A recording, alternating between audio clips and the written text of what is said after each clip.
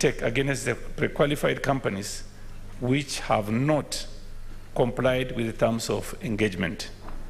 Thank you, Mr. Speaker.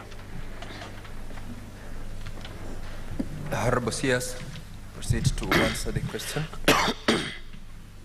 Thank you, Mr. Speaker. Mr. Speaker, I humbly appear or submit myself to the authority of this Parliament to answer the good question asked by the Senator for Marsabit in regard to our duty-free imports into the country. Mr. Speaker, question number 1, or question A, asks me to disclose which commodities have been approved to get into the country, the packaging and the size. My response, Mr. Speaker, is through cabinet direction out of a decision that was made in a cabinet meeting. I was authorized to issue permits to bring various commodities into the country to try and bring down the cost of food in the country. And to that effect, Mr. Speaker, the imports I authorized are as follows. We have the white shelled maize, a quantity of 1.4 million metric tons, which should be on 90 kilogram bags. We have the other second commodity, which is white milled rice, where I got authority to bring in 1.1 million metric tons packaged on 50 kilogram bags. Mr. Speaker, lastly, is that my ministry was also authorized to issue permits to bring in 280,000 metric tons of sugar of 50 kilogram bags. Mr. Speaker, in response to question B, which is the number of companies which applied for pre-qualification and to bring these items, Mr. Speaker, my answer is as follows. Mr. Speaker, we did advertise for expression of interest for those people that wanted to participate in this particular assignment, recognizing the fact that government is not spending a single coin into this, and we were trying to get private sector participation in them bringing the cost of food for purposes of ensuring that we had many participants and for transparency. I did cause an advertisement in the newspapers on December 14th, and out of that advertisement, different importers from all walks of life did apply, and we had a total of 461 applicants. The shortlisting was done, and 275 companies were responsive. And Mr. Speaker, it is out of the 275 companies that we have been, or we issued licenses to participate in the importation of the various food commodities in the country. Mr. Speaker, question C, and by the Mr. Speaker, however, I regret the submission of the answer late. You also find in that annex to to the question, Annex 6, as a list of all the people that were pre-qualified for importing various commodities and the quantities which have been allocated to them. Mr. Speaker, question C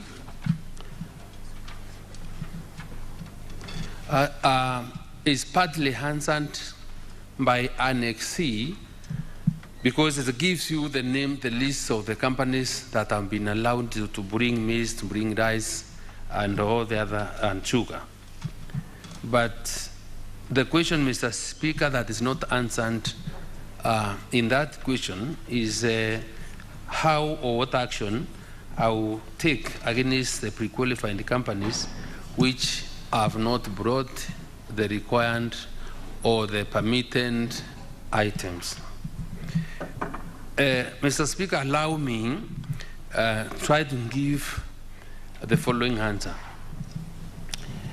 Remember, I think everybody probably may be aware that we've been going through very difficult times, and the cost of food has been quite high.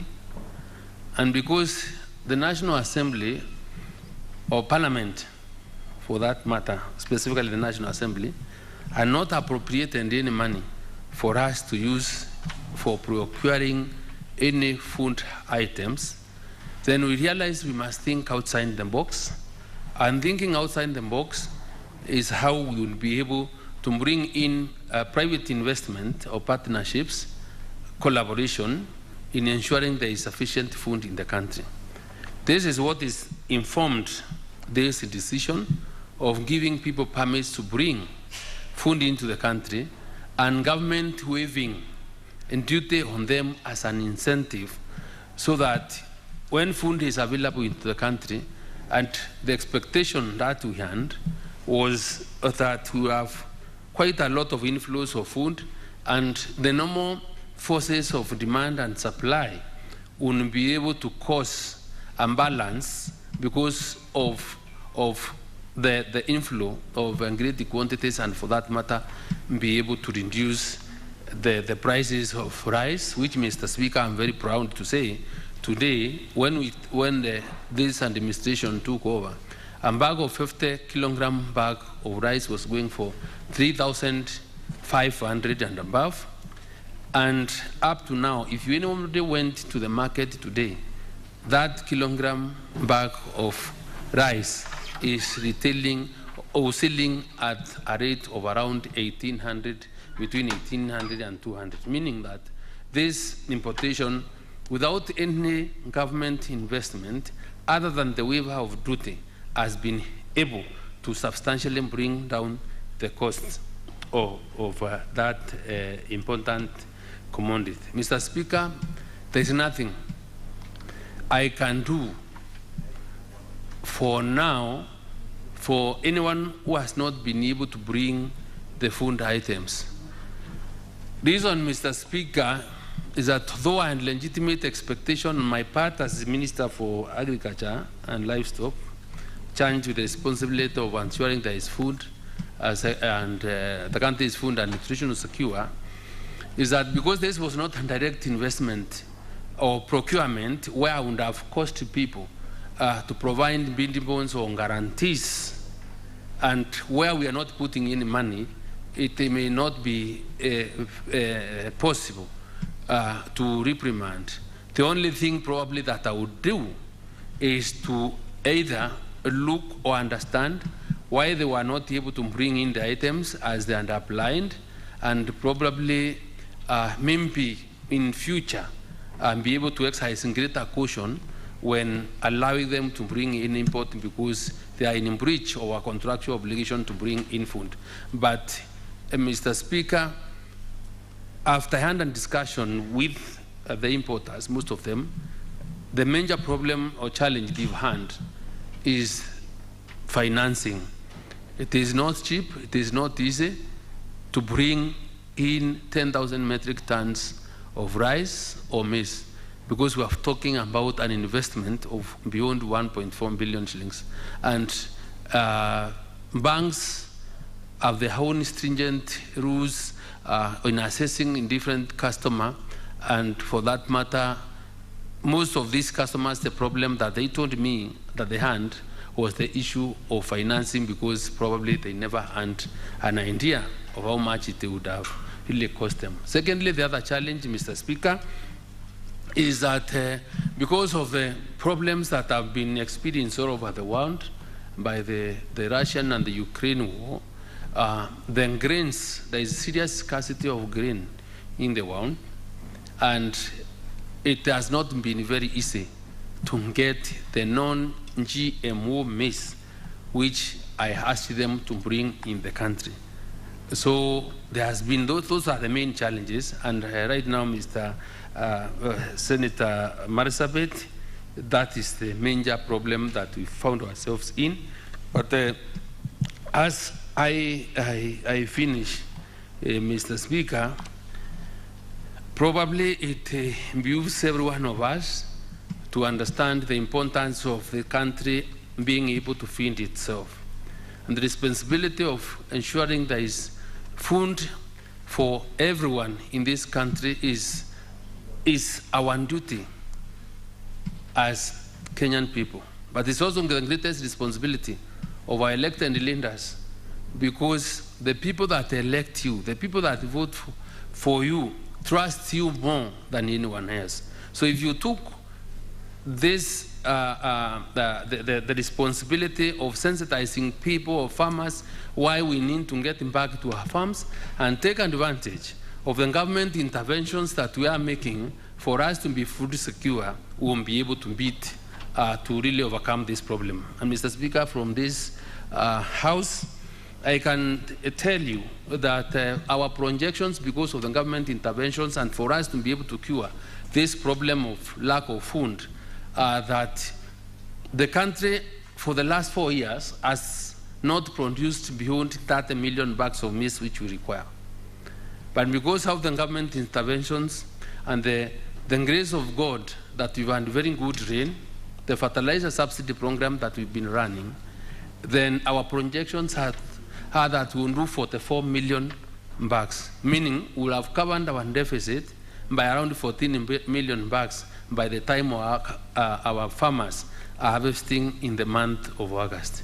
I stand and I commit that when we are starting this importation, and since farmers and issues especially from the south and north rift, that their prices will be affected by the importation, I'm seriously guarding this area, because immediately our maize is ready for harvesting, we are not going to allow any maize into the country, because we want the farmers now to be able to do the harvest and be able to feed our people from the yield or from the produce that we'll have gotten out of this season. Mr. Speaker, I thank you. Thank you very much, Honorable CS. Senator Mohammed Chuta, you've got the option to ask 2 supplementary questions which are related to the original question. You may elect to either go ahead and ask now, or you allow the rest of the senators with questions to the CS, then you close by asking your supplementary questions.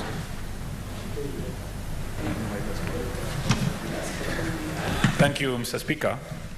I will ask one question now and then the other one later on. But thank you for this opportunity, Mr. Speaker. Let me thank the Cabinet Secretary for the answers. But, Mr. Speaker, it seems like these Cabinet Secretaries don't even talk. Because I'm wondering, the CS is talking about rice being sold at 1,800. I think 2 weeks ago, the Minister for East Africa, Madam Yan, was before us. And when she talked about buying relief supplies, she's buying 50 kilograms of rice at 7,500.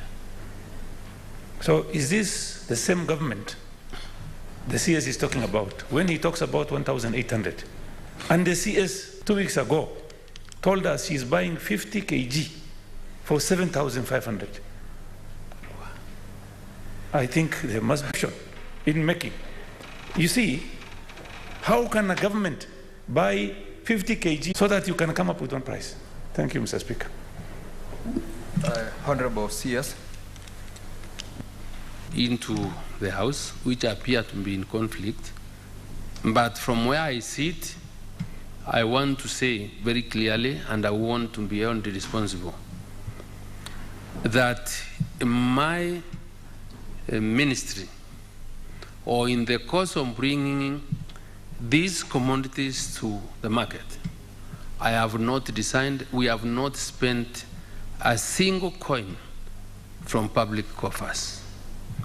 The whole idea was to ensure that we have enough supply in the market, which would be able to cause general reduction of price in our markets through the application of the normal forces of demand and supply. If I cannot be able to control, for example, how much a bag of rice should be bought or how it should retail for, because it's a matter of choice, it's a willing buyer, willing seller. Just like when I sit here, Mr. Speaker, you can decide to take a 50, 500 grams, or 400 grams, or 300 grams, whatever it is, for beef in an hotel, or decide to go to Serena and take the same food or same cut of beef at 4,000 shillings a plate. So it's about choice. So what I have done is to ensure for the very common farmer, for the very common consumer of rice, of unga in Kenya today, can be able to access rice at a cheap price, so that because it's a basic food commodity.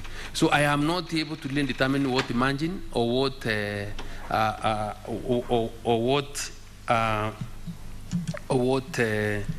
price. What is your intervention, Senator Manago? And remember, you cannot, of course, as a matter of fact, raise a point of order. That's a point of clarification, Mr. Speaker. Very well. Mr. Speaker, it is a choice. Is the Cabinet Secretary saying the Cabinet Secretary for East Africa has a special population, she is buying rice for 7,000? Honorable CS. In the market and area that I'm not sure of, Mr. Speaker, is the President himself in a meeting that was attended in the performance contracting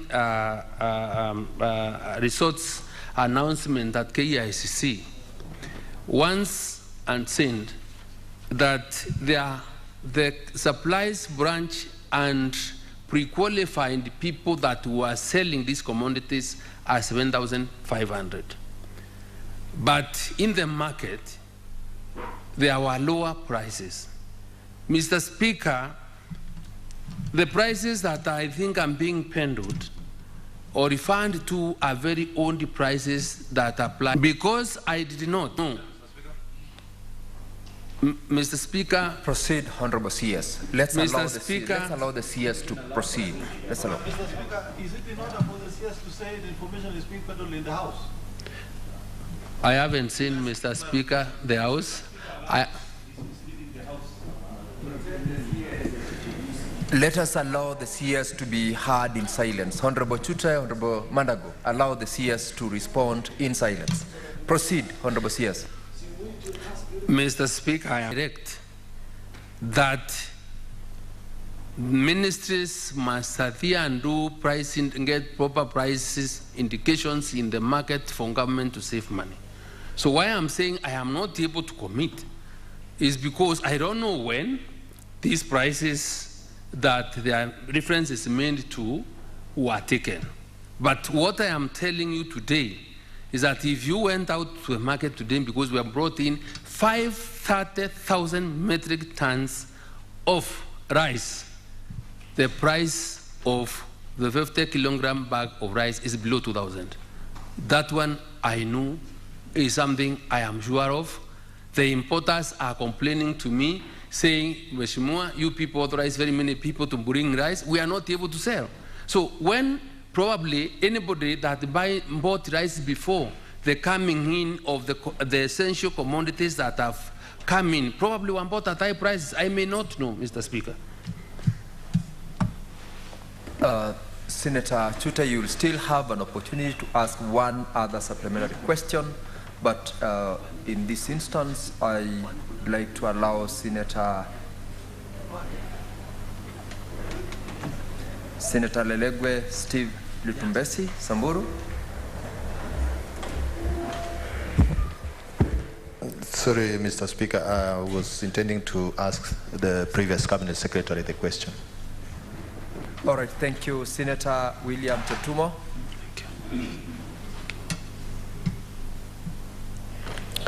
Thank you, Mr. Speaker. Mr. Speaker, I wish to thank the CS for, I think it's displaying some aspect of being honest with his answers. But Mr. Speaker, the CS spoke about the fact that some of the suppliers that have been licensed to import products, whether maize or rice or sugar, sometimes don't have the capacity to really comply with that particular order. Mr. Speaker, the arrangement between the ministry, Bwana CS, and those suppliers, in my view, amounts to a contract actually between the ministry and those people. And as you have already stated, the intention is to help Kenyans so that they reduce their prices by that supply. But now that you've confessed to the House that some of the suppliers are unable to bring in the foodstuff, it means they also frustrate your very intention of reducing the prices. Yes. What then are you going to do, Bwana CS? Isn't it necessary for you perhaps to ensure that you only give this to those companies that are able to supply? Isn't it good for you to have a precondition before you allocate them these foodstuffs? Otherwise, my fear is that you may allow them and finally still not achieve the objective of wanting to reduce the prices for failure for them to supply. So what will you do? Because you have said it's a challenge, but Kenyans are looking upon you to look for a solution to that situation. What will you do? Proceed to respond. Mr. Speaker, yes. This is a very unfortunate time, or this came at a very difficult time when this decision was being made, because we didn't have food. And moving forward, I have said in many forums that it is my desire to ensure that we are able to feed ourselves, because even in some countries that I've been to, some countries are more concerned, and which I agree with them, about the food security of their people. So for us to end this problem completely, we have to find how we can be able to produce food for ourselves and run away from reliance on imports. Mr. Speaker, I sent very well, because Honorable Cheptumo's question is genuine, is legitimate, and I appreciate his concern. But my main problem is because this was not a normal, it's not a procurement where we were spending any kind of money. We will not be able to bid the farmers, the importers, by way of serious guarantees on how much, what bid board or what guarantees to sign. And I designed it because I was almost foreseeing this happening, and even done contracts for them to sign bidding themselves to certain prices, Mr. Senator Cheptumo. But because this is private investment, you are telling us you cannot give us conditions, you want me to borrow money from the bank at an interest, and you want to dictate to me how much money I will be able to sell. Secondly, was a very bad time when the dollar fluctuations, the currency fluctuations, and all imports are done on dollars. There was insufficient dollar supply in the market. There was the Kenyan shilling was permanently weakening, so it was not possible. So we are even to run away from that one, so that at least you can have incentives, we will get incentives to ask people at least to give us supply, because you may have money and then you have nothing else to buy. So, Senator Cheptumo, we may not, although we have now to be more cautious and somehow watch out to these importers with a lot of caution in future, in the event that they apply for any license to bring in imports, because they have really let us down. We would have been better than we are today, and they really kept their promise, because I think when we give them a contract or a license to bring, there was that general understanding that they will bring, meaning that they created legitimate expectation on our end as government, because we're expecting them to bring those commodities to be availed to our people in the country, at least to be able to access something to buy. CS, thank you very much, Honorable CS. Majority Leader.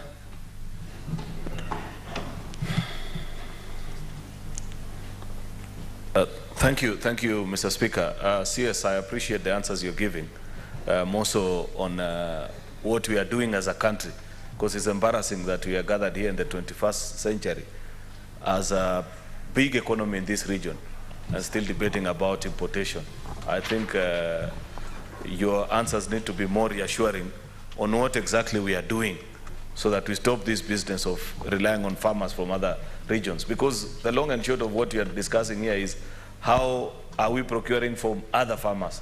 We are not short of land, we are not short of water, we are not short of people to cultivate. That is what we expect, Cabinet Secretary, that in the next few months we shall be discussing. My question, Mr. Speaker, is with regards to, this is a supplementary question, something that the Cabinet Secretary hadn't been prepared for, but you know, we have always told them to be prepared when appearing before the House. We passed the Tea Amendment Bill here in 2020, Mr. Speaker. Subsequently, the people that we had disputes with moved to court. Many players in the industry, East African Tea Trade, KTDA, and the likes. With the new administration having come into office, Mr. Speaker, and more so specifically, the directors of KTDA who are in office courtesy of that particular bill, unfortunately, they have refused to withdraw the cases that were filed by the ousted directors. Principally, a specific case, Mr. Speaker, that would have allowed all the 60 plus KTDA managed tea factories belonging to our farmers to pay only 1.5% of their gross as management fee, because they continue to enjoy the benefits as it is. I want an assurance from the Cabinet Secretary. When does he intend to crack the whip as a leader in charge of that particular ministry, to have a sitting with those directors and know that they are beneficiaries of an act that was passed in this House? They cannot on one hand enjoy being in office, while on the other seek the protection of the courts, not to pass the benefits to the farmers, Mr. Speaker. I want that particular assurance from the Cabinet Secretary, so that we know which way do we proceed. Because if these directors are not keen on withdrawing the case, then let's go to the elections and elect fresh directors that still believe in the tea reform movement. I thank you, Mr. Speaker. Honorable CS, you respond to the question by the Majority Leader. Mr. Speaker, I can't agree more with the Majority Leader. And I may also say that I am a tea farmer. I know those problems. I passed this law. I was lucky courtesy of the people of Meru, to be a senator, and I was in this. So I think the best way to address this matter, because I really feel the senator and parliament cannot just be passing a law in vain. So let me invite the majority leader, because he's a man of wisdom, and then because now I'm the other end implementing what I passed here, then we can be able to come up with a proper way of how we need to do it, because it must be done, and whatever is required to be done, I am ready to do it.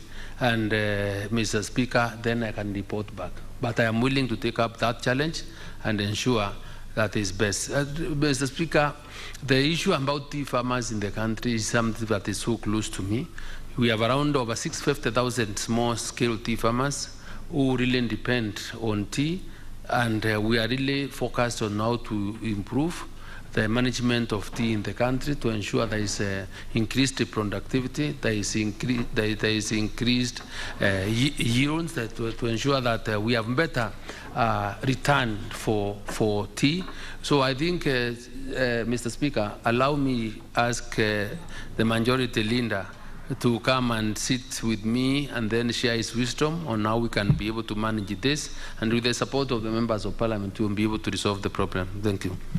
Thank you, Honorable CS. I believe the majority leader was listening to the invitation and will take it up with you. Senator Cherargei Samson. Thank you, Mr. Speaker, sir, and thank you to our former colleague, Senator Mithika Linturi, the Cabinet Secretary of Agriculture. Mine is, Mr. Speaker, what I had asked earlier on. Bwana CS, your colleague CS of Trade had indicated that he gave an opportunity of duty-free maize into the country. My question is, how many metric tons of maize have been imported since the duty-free period has been open since last year, specifically on maize? And how long will the duty-free for importation of maize into country end before the next harvesting season, especially in North Rift, where I come from, Nandi, Wazingishu, Trans Nzoia, and other parts of the country? Mr. Speaker, sir, and finally, Bwana CS, being a Minister of Agriculture, just adding on what Senator Aaron about tea sector. Bwana CS, are you aware of the tea plucking machines crisis that we are seeing in North and South Rift? And what is your reaction on the issue of crisis of tea plucking machines in our multinational companies, both in South Rift and North Rift, Mr. Speaker? And I note that the Speaker comes from Bomet, where also it is being affected by tea plucking machines. Senator Aaron Cheruyat, Majority Leader, and myself come from Nandi. So CS, could you appraise the country? How will you resolve the crisis of tea plucking machines? Because there are many young people in Bomet, Kericho, and Nandi who do not have opportunity of working with multinational tea farms and also private tea farms because of introduction of tea plucking machines that has caused even a crisis in terms of through the Ministry of Interior. Mr. Speaker, those are my questions. Thank you. Honorable CS, could you, in response to that question? Mr. Speaker, my former chairman of Legal and Justice Affairs Committee, and deputized him. I don't know. Rules have changed, and I would want to answer this question in a way that I think is best for the country, and I will not give a political answer. I appreciate what the tea farmers and the work done by the people that are given jobs in the plantations of picking tea, and I also appreciate the concerns of our leaders, and especially Senator Cherargei, in terms of the kind of job losses that will be or likely to be occasioned by application of these machines, because I think that is what the main problem is. Mr. Speaker, let me say that I know it's very difficult to change tradition, but since we have gotten to an era of where we must appreciate science and technology, and the way we look into the future is see how we can be able to appreciate science is key for an innovation is important for the development of this nation. One of the things that I'm doing as a ministry is now to promote mechanization. We can't run away from it because we want to increase efficiency and we want to save on time. We want to delay and be able to reduce contact of human beings and most of the food that is we are consuming.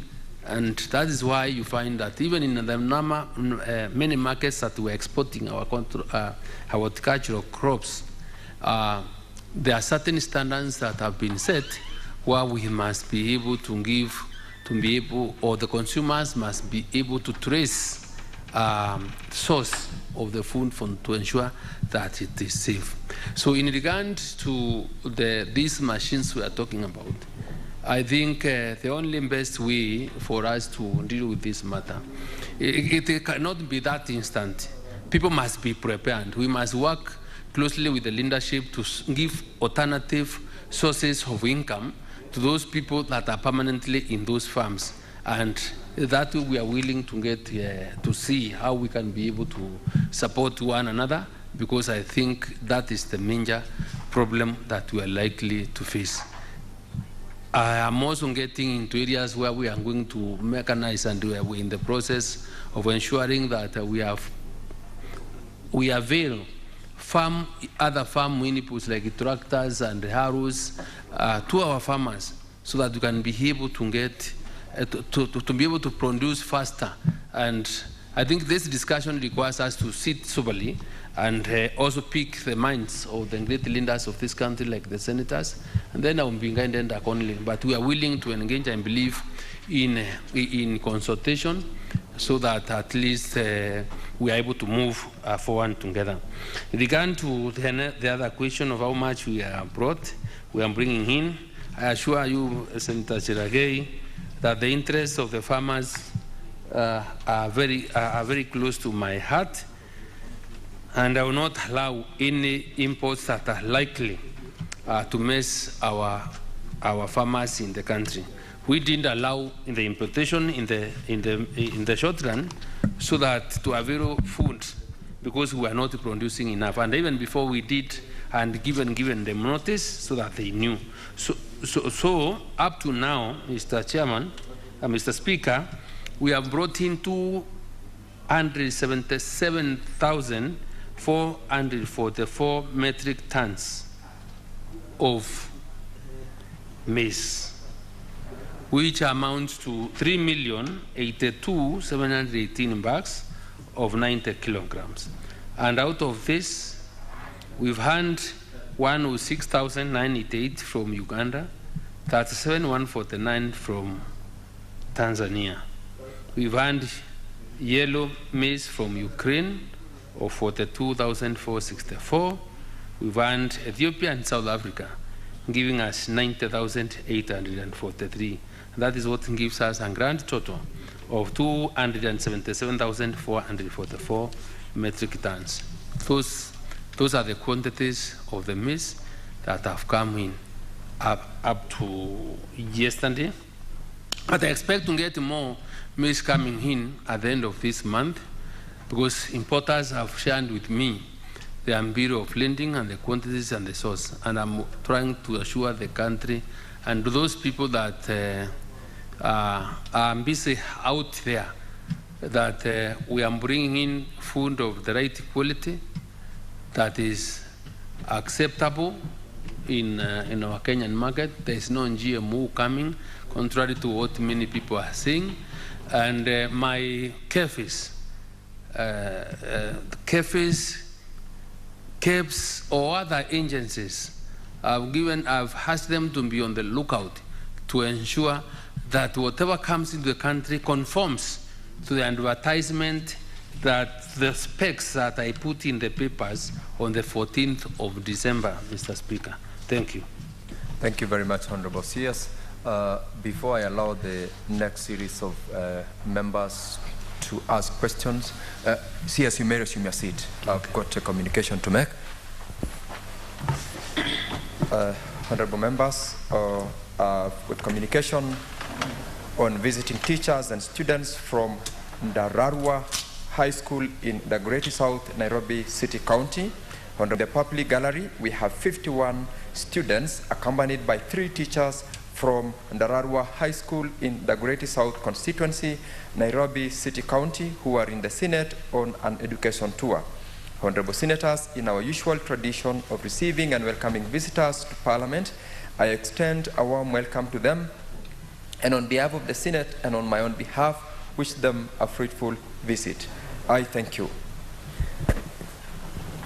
Honorable members, I have got, as I said, a series of members with questions. I would like to remind you about the provisions of Standing Order 51C7 on supplementary questions. The questions which are permitted and the supplementary are questions related to the questions with which the Honorable CS with which the Honorable Member had placed before the House for the CS to respond to. So I would like to urge the members to stick to the provisions of the standing orders in their supplementary question. We have in this particular one extended the time we have taken, and I would like for the next members who will ask questions to utilize the minimum time possible. Remember, we still have got 2 more questions for the CS as well as another Cabinet Secretary who is in the waiting lounge. Honorable Mandago Jackson. Thank you very much, Mr. Speaker. My supplementary question to the CS is on the sugar that is being imported, and the CS has said they are importing 280,000 metric tons. I would like to ask the CS, as the sugar price at the consumer level dropped since the importation of duty-free sugar. Honorable CS.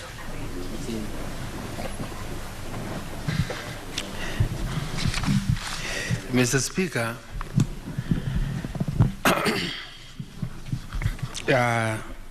these 280,000 metric tons is what was authorized between December and now. We've had over 100,000 metric tons getting into the country and already been consumed.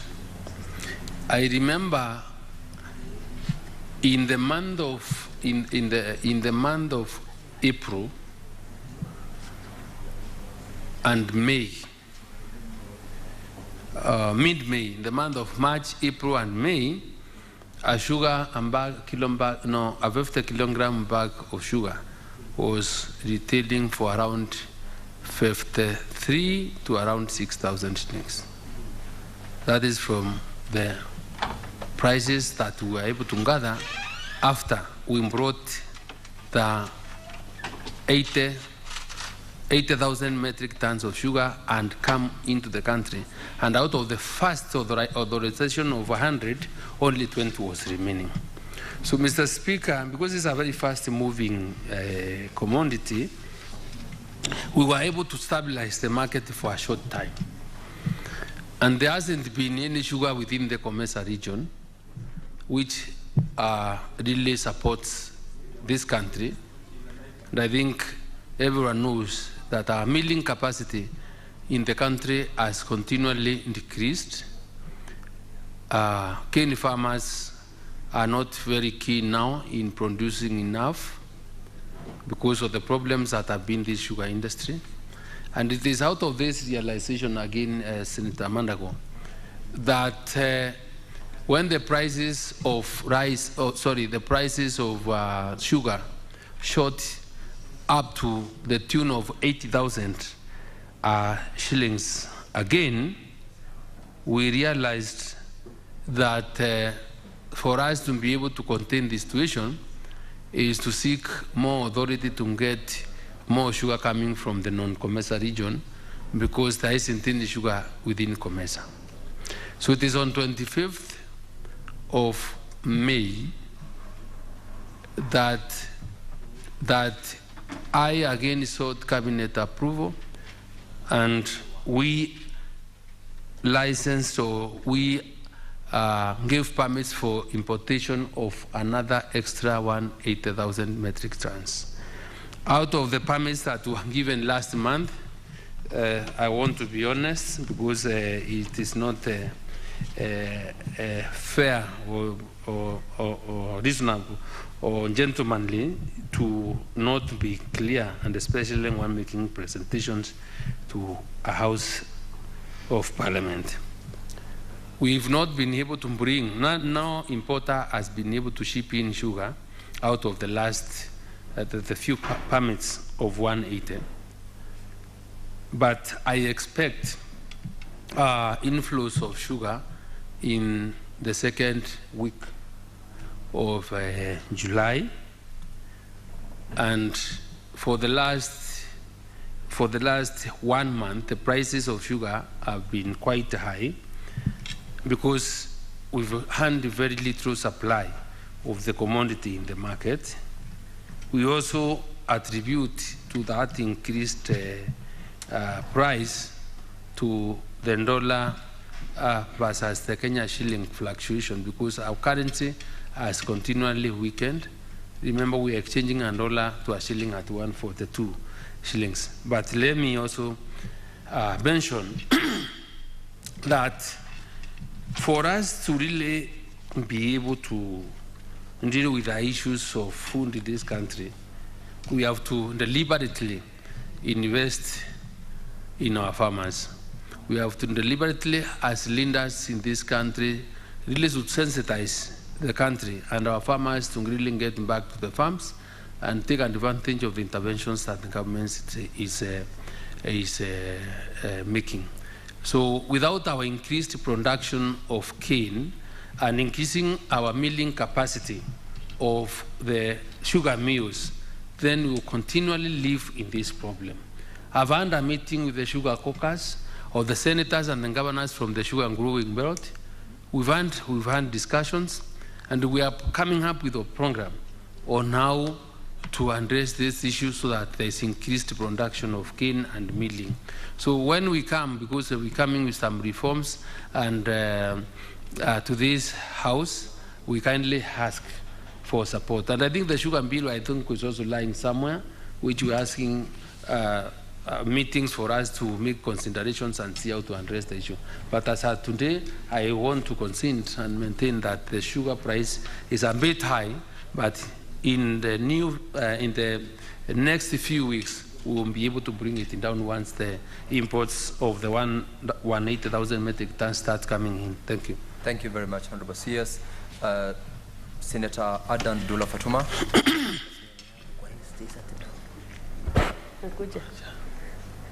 Thank you, Mr. Speaker. And Mr. Speaker, let me take this opportunity to welcome CS back to this House in a different capacity.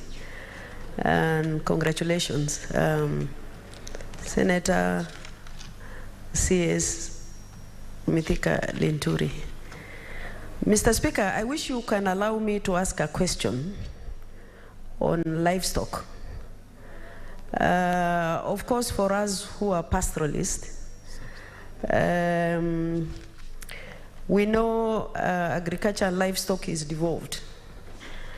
And livestock is our tea, coffee, sugar, and everything. Mr. Speaker, I know also very well 85% of the budget is left with the national government. Unfortunately, pastoral communities have lost all their animals to the long drought that took place quite some time back. My question is, and I know the policy of Kenya Kwanza is bottom up, and there is plan also to accept PPP. Honorable Senator, I'm afraid. I'm asking the question. I'm just laying my We're running out of time. I will ask my question, Mr. Speaker. ahead. I'm just laying my foundation as far as the question is concerned. Mr. Speaker, my question is, how are you ensuring that the standard on the ground is kept as far as livestock production is concerned? And also, there are abattoirs that are built in many parts of the pastoral counties. Are you planning to bring in PPP to increase production so that those abattoirs are useful to the pastoral communities where people can get employment? We can also be able, as pastoralists, to get those dollars back by importing meat to Middle East where the market lies. I thank you, Mr. Speaker. Honorable CS, I'll also request that you be concise and straight to the answer. If you Mr. Speaker, I'll be very brief because that is completely a different question. But my good sister, who is my neighbor in Meru, we really must satisfy her conscience that I am very keen, and the ministry is looking at the interests of our pastoral communities. And for your information, and very good news for you, that already have completed building or doing the Isiolo abattoir. Right now, the cold rooms are being fabricated in Italy, and will be operationalizing that abattoir very soon. Secondly, we are running a program by the name Drive, which I'm launching on, I think, 14th. And the part of the good things that come with it, because it's in Isiolo, it's in your area, is that we are trying to increase to bring in our farmers to manage livestock in a more orderly manner. We are going to support the production and the rearing of the animals. We are going to create or support you to build the feedlots for you to be able to feed your cows and animals. We are going to contract the farmers to grow pasture for those animals, meaning that we'll be able to bring in more people into employment from those pastoral communities. We are also in the process of we are going to ensure that we have a good market for them. So, because in general, that is what I would want to tell you, and this is something that is beginning in the financial year, in the next few weeks on July, and that's why the launch is on 14th of next month. It should have happened like last week, but we had other engagements that did not make it happen. So for more information on how we are going to do this, you are also welcome to pay us a visit in the office. And I believe I'm a livestock farmer. So it is to the interest of the livestock people and farmers in this country, and it's a key area that the Kenya Kwanza government is looking at because of its potential to grow the economy. Remember, we are keen on leather, increased milk production, and I want us to engage because I think you have the potential. If you were to increase the production of your milk from the 2-3 liters per cow to around 6 liters per cow, would have sorted the problem. Like you to Thank you. conclude. Thank you. Senator Alexander Mundigi. Thank you, Bwana Speaker. Yangu ni maswali kwa CS wa Agriculture kuuliza kama kuna uwezekano upande wa mbolea iwe inakuja mapema ndio tuwe na kilimo bora kabla kama mvua haijaanza kunyesha, na pia iwe mbolea pia watu wa miraa upande ya Meru, Tharaka Nithi, Mbere, unajua tunalima miraa. Kama kuna uwezekano kama sasa ni cash crop, kama utakuwa ukitusaidia na mbolea pia ya bei ya chini. Na pia upande mwingine ni mambo ya makandamia, unajua vile tumetaabika, uweze kutusaidia na bei, kwa sababu unajua hiyo yote iko kwa wewe, uweze kuandika barua ndio iwe kama ni temporary, ndio tuweze kuuza kupata bei nafuu, kwa sababu wakati wa zamani unajua tulikuwa tunauza shilingi 200 na sasa ni shilingi 20. Asante Bwana Speaker. Honorable CS. Bwana Speaker, kama desturi na sheria hazijabadilika, wakati nilikuwa hapa swali lingeungilizwa kwa Kiingereza unarudi kwa Kiingereza. unarudisha Kiswahili, unarudi na Kiswahili. Kwa hivyo nitajaribu kuweza kurudisha kujibu swali la Mondege, na niseme ya kwamba serikali ni kweli tunajaribu vile tutavyoweza ili kuweza kuleta mbolea wakati ufahao, sababu hata ukosefu wa mbolea siku moja ama mbili una affect mazao. Kwa hivyo wakati tunaendelea huu msimu mwingine wa mvua wa Julai kuenda mpaka huko Oktoba, tumeweka mikakati ili kuhakikisha store zetu siko na mbolea ya kutosha, na nitajaribu vile itawezekana iweze kufika. Ninafahamu kwamba na nakumbuka vile ulisema tulipokuwa kule Embu mambo ya makandamia, na nisema ya kwamba tunaangalia pia vile tutafanya. Nakumbuka hata senator wa chairman wa kilimo ameniambia kuna njia ya kusuluhisha hii shinda, lakini ukweli ni kwamba ile shinda tulio nao na kwa vile makandamia yachukuliwi ni kwa vile wale walikuwa wamekusanya wameshindwa kuuza nje, na kwa hivyo hawana pali ya kuweka. Kwa hivyo ninapanga kupeana leseni za watu kama wale wameapply ili waweze kupeleka makandamia nje ya nje, wa create ile space na room ya kuweza kununua hayo mengine.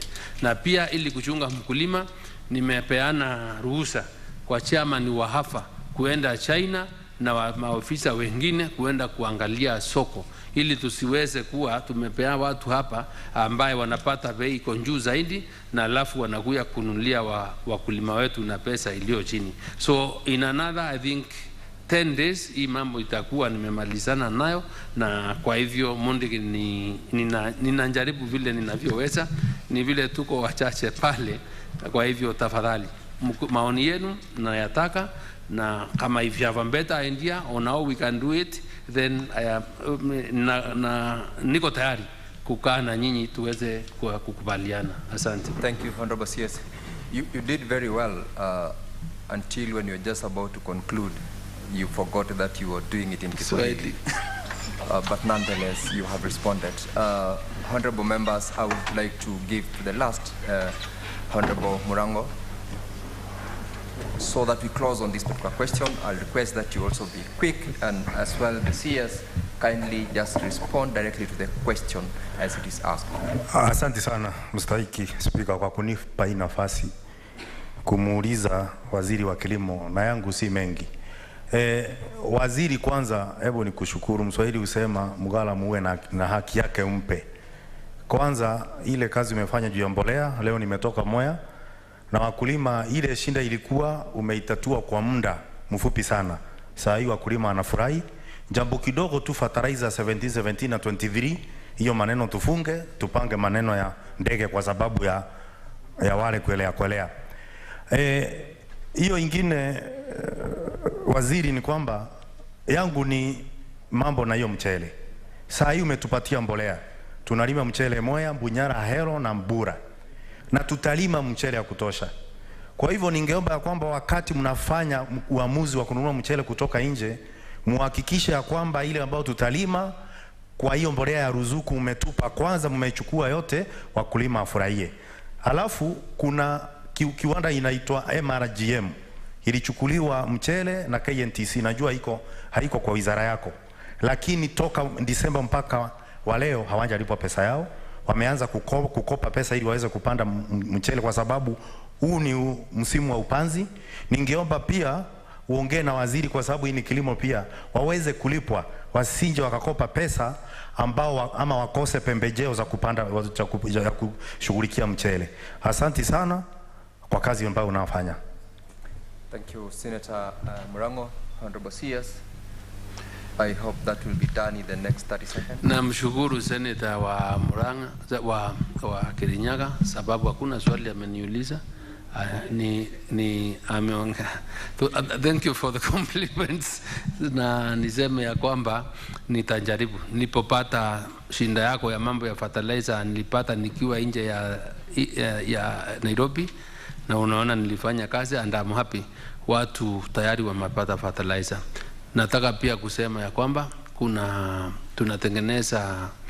tumejipanga vizuri na fertilizer itakuwako ya kutosha, na pia bei ya chini, na kwa hivyo hakuna kitu ingine mimi nataka munisaidie naye tafadhali ndugu zangu, ni kurundisha watu kwa mashamba tuweze kushalisha chakula, na wale wengine tuwaombee wajue tuko na jukumu ya kushalisha chakula kama taifa. Mambo ingine tuachane nayo na kucheza na maisha ya Wakenya. Asante. Thank you very much. Senator Chute, your last supplementary question. Kindly be quick and straight to the question to the CS. Thank you, Honorable Speaker. I cannot be that short because this is my question, and I was given these answers very late, and that is not my fault. That is the CS's fault. But I want to put a question to the CS, and it will be a bit broader. Well, Mr. Speaker, there is something I don't understand. There is, according to the CS trade, there was an exemption, duty exemption, for Kenya National Trading Corporation on rice, 150 metric tons, sugar, 200 metric tons, and beans, 80 metric tons. And similarly, there is an exemption that came from Ministry of Agriculture of rice, sugar, and other commodities. And the CS told us they have not used any government money.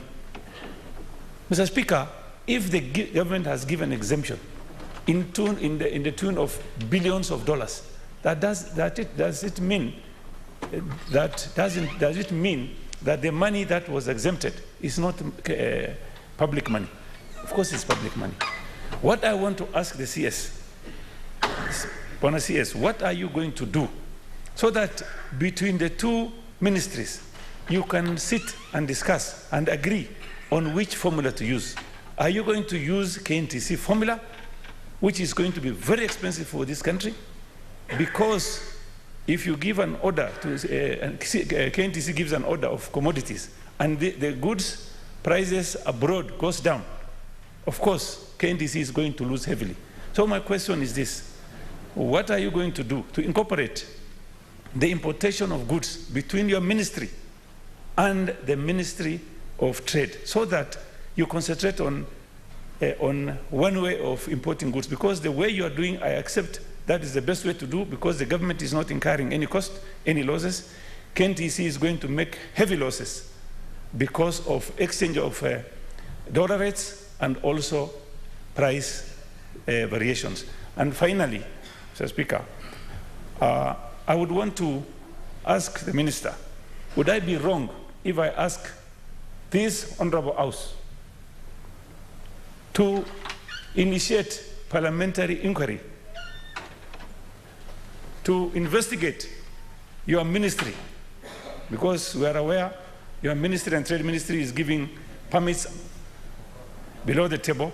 Will I be wrong if I say we need to investigate both ministries, your ministry and Ministry of Trade? Because there are a lot of corruption issues being rumored around, and I want you to answer me in a short formula. Thank you very much. Thank you very much. Honorable CS, you have got two very specific questions. What do you intend to do? Mr. Speaker, I'm glad. Go ahead.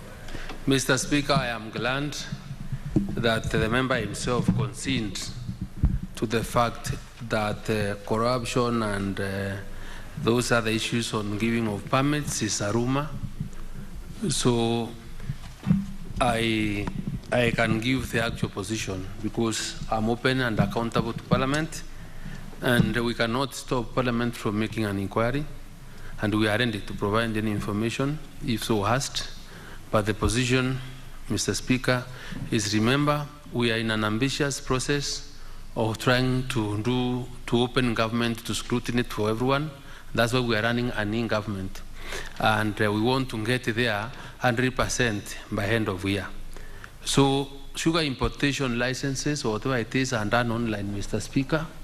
So when you want to apply, say you have no contact with anybody, you go into the AFA portal, make an application. When you have met the requirements, then you even print from your own house. You don't even go to the AFA offices. So that is how open we are. in this space. Secondly, Mr. Speaker, when I was answering this question, I said, because we are not procuring, we are only facilitating importation by extending duty waiver as government incentive for people to bring in food or to avail food commodities in the market. So in terms of costing, of course, I must admit that revenue of government is lost because import duty is not paid. But that is the incentive for everyone to bring in. So that is to the extent that the ministry participates in ensuring that these items are here. I am the one who gives permits to any importer to bring sugar. I can tell you, I have not given any permit to KNTC to bring 200,000 metric tons of sugar. It is, I have not, and the position that I maintain is the position of 280,000 metric tons, which was 100 gazetted in December, and the other one 100, and another 25 of on 25th of May, I also another gazettement of 180. So there is no other sugar that is coming outside Comesa duty-free other than those quantities I am really talking about. So that is as far as the Ministry of Agriculture is concerned, and whose mandate is to ensure these commodities are available in the market, and we are the licensing body or authority. Thank you very much, Honorable CS. Honorable members, I'm afraid that we'll have to end by that, but Honorable CS, you will resume your seat because there is another question that will be asked of you in a short while. The members who are still in the dashboard, I would like to ask for your indulgence so that we progress to the next question. Communication from the chair, Honorable Senators. Before we resume to the next question, I would like to communicate, I would like to acknowledge the presence in the Speaker's Gallery this afternoon, visiting delegation from Rotary Club Nairobi, who are in the Senate for a one-day visit. Rotary is a global network of 1.4 million neighbors, friends, leaders, and problem solvers who see a world where people unite and take action to create lasting change across the globe, in communities and in themselves. I request each member of the delegation to stand when called out so that you may be acknowledged in the Senate tradition. Ambassador Dr. Josephine Ojiambo, President. Kamal R. Sankani, Member. Dr. David Gitanga, Member. Marilyn Mumbua, Member. Shubrikha Johari Muhitei, Member. Dr. Richard Mwangi, Member. Clinton Obongo, Member. Joan Sikand, Member. Ritesh Barot, Member. Anthony Kariuki, Member. Geoffrey Ogola, Member. Samuel Kinyanjui, Member. Dr. Margareta Gasheru, Member. Salome Gitoho, Member. Lilian Obeto, Member. Patrick Okoth, Member. Samson G. Kibosho, Member. Nelson Mburu, Member. And lastly, Celine Monya, Member. Honorable Senators, in our usual tradition of receiving and welcoming visitors to Parliament, I extend a warm welcome to them, and on behalf of the Senate and on my own behalf, wish them a fruitful engagement. I thank you. I will allow the Majority Leader 30 seconds to welcome the delegation. Majority Leader. Mr. Speaker, sir, I did follow your introductory remarks welcoming this delegation. I realize you may have forgotten to introduce my good friend, the Honorable Shakir Shabir, who's part of the delegation, a very good gentleman. When I saw him, I thought this is his APNAC delegation. He has a delegation of, normally brings to Parliament of African politicians, no, African parliamentarians, sorry, Network Against Corruption. But this is a Rotary Club of Nairobi.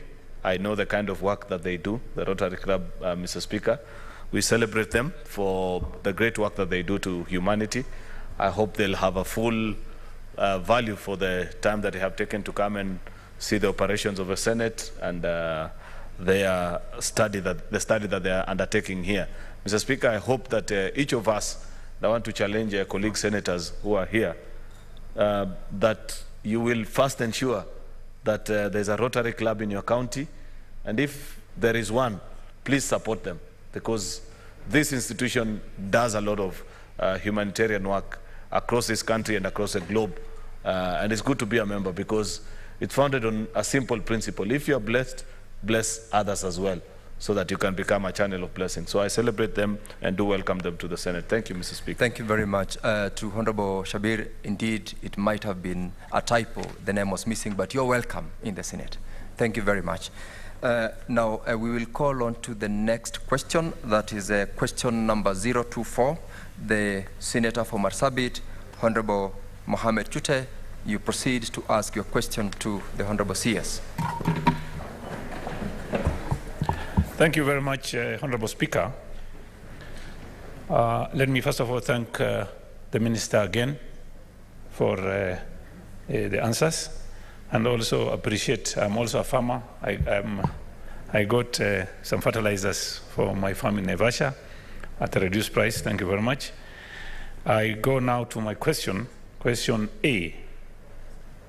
Honorable Speaker, how much money has been disbursed in respect of the Kenya Climate Smart Agriculture Project, which is funded by the World Bank, to counties forming the Frontier Counties Development Council, particularly Marsabit County, from the date 2017 up to now? B, what is the status of implementation of programs under the project?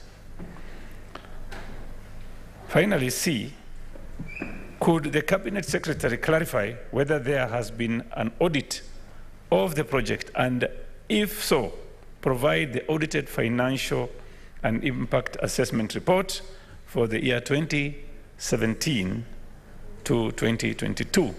Thank you, Honorable Speaker. Honorable CS may proceed to respond to the questions under ABC.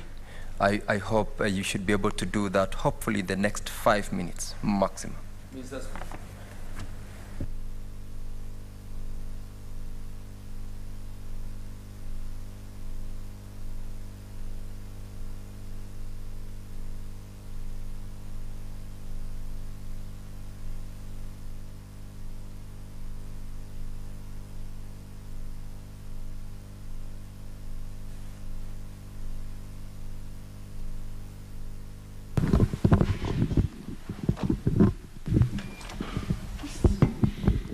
Thank you, Mr. Speaker.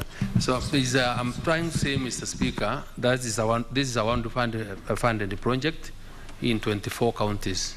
It's a project that is worth 27.9 billion, running in the 24 counties, and the whole purpose of this project was to increase productivity and build resilience to climate change.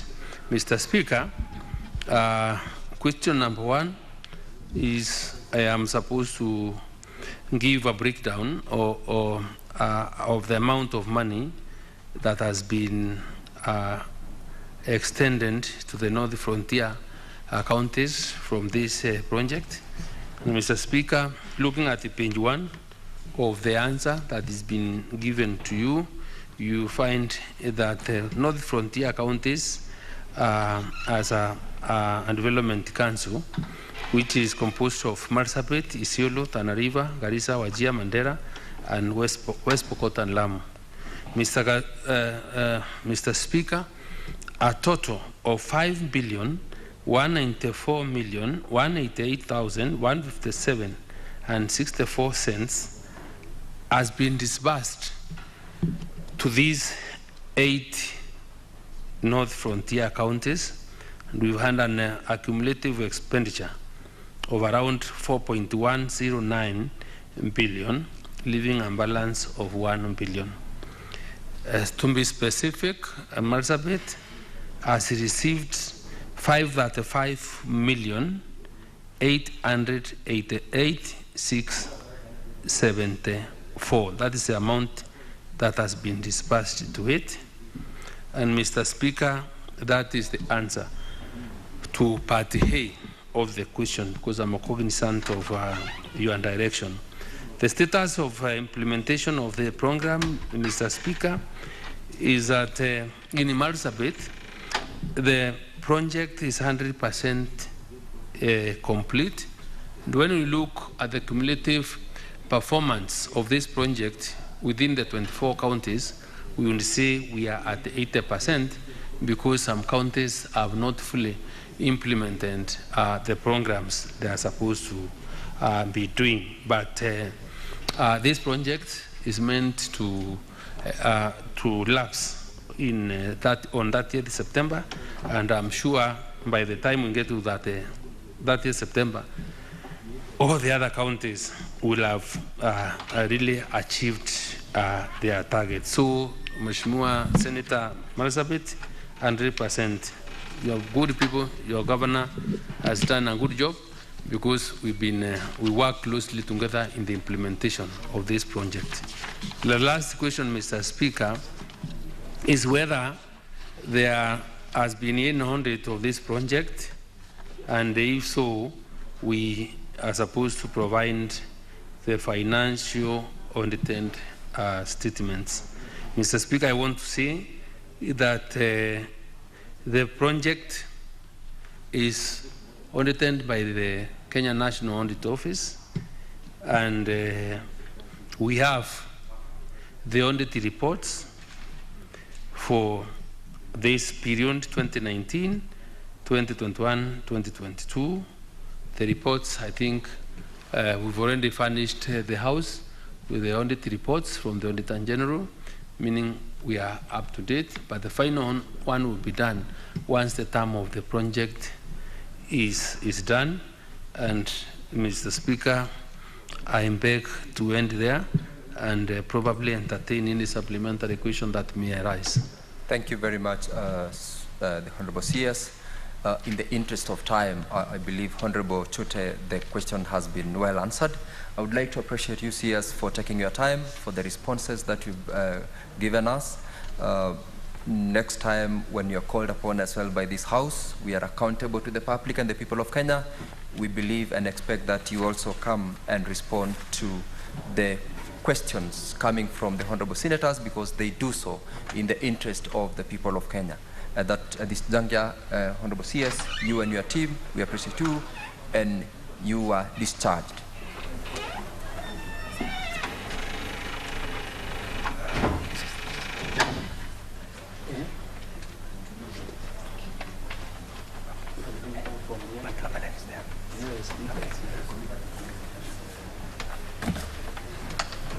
Yeah, it's okay, it's okay. Honorable members, with regards to the question number 018 by Honorable Senator for Turkana County, Senator James Lomenen MP, the Office of the Speaker received a letter signed by the Principal Secretary yesterday in the afternoon, indicating that the Honorable CS is unavailable to respond to the question due to an international engagement. The question will therefore be presented to the Senate Business Committee for rescheduling. Honorable Senators will note the urgent nature of this question, considering that Kenyans are currently undergoing trial in a foreign court. I would urge the CS to take immediate action to intervene in the matter, even as the House awaits the rescheduling of this question for listing in the next order. The next question, this is question number 023.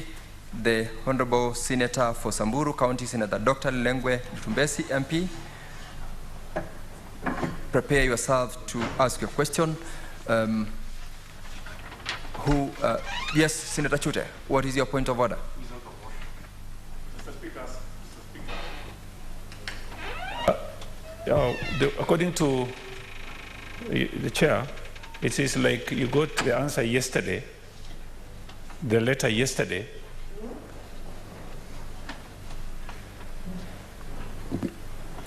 Yesterday, and the question asked by Honorable Lomonen was a question that was asked 2 months ago. Why should somebody wait until yesterday to write a letter? Senator Mr. Speaker, we need to, these cabinet secretaries are not resume very your seat. Resume your seat, Thank you. Senator Chute. Thank you very much. Honorable CS, you and your team are discharged. Senator Lilengwe, prepare to ask your question to the Honorable CS for Lands, Public Works, Housing and Urban Development. Thank you, Mr. Speaker.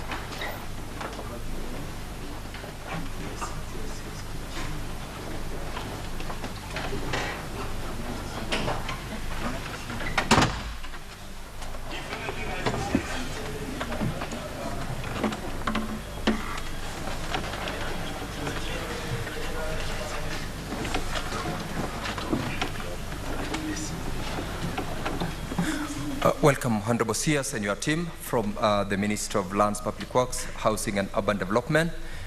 We are in under 14 minutes expected to put to your question that you have already sent a response. And in this moment, I would like to ask Honorable Senator Dr. Lilengwe to proceed to ask the question to the CS. Thank you, Mr. Speaker, sir, and I appreciate the presence of the Cabinet Secretary. I proceed to ask question number 023 in the order paper to the Cabinet Secretary for Lands, Public Works, Housing and Urban Development. A, what measures is the government taking to ensure the full operationalization of the Samburu Land Registry that was opened in 2021 to enable the residents of the county have access to land registration services and issuance of title deeds? B,